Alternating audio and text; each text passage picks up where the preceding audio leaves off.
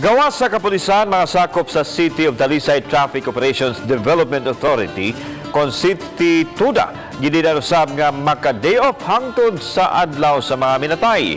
Si Chona Carion sa report. Sugod ugma, ipakatap na sa mga sementeryo ang mga traffic enforcers dungan sa kapulisan. Mato ni Joy Tumulak, way gitugutan nga makalive sa iyang mga sakop kay niining mga panahona. Gikinahanglan kaayo nga abagan ang dagan sa trapiko, ilabi na sa mga lugar padung sa mga samang. Did-an ang masakyanan nga makasud sa mga samang. Cebu South Memorial atong gi-one way, unya kanang dapit sa may kansuhong, dunay daan din ang atong gisiraduan pero gaablita sa unahan nga eskina, dito ra kutob ang mga sakyanan ug sama din sa poblasyon wa nay mga sakyanan nga makasuod paingon sa sementeryo. Doon nalay portion sa daan diha sa may poblasyon nga diha ra kutob ang mga sakyanan. Ang dakbayan sa Talisay adunay 5 ka mga sementeryo.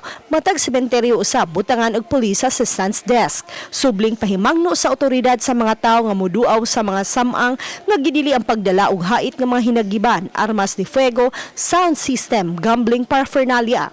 Samtang mipagawas na og Memorandum Circular number 69 si Executive Secretary Salvador Medaldea nga nagsuspenso sa tanang trabaho sa mga government offices sugod sa alas 12 sa udto ug mga adlaw.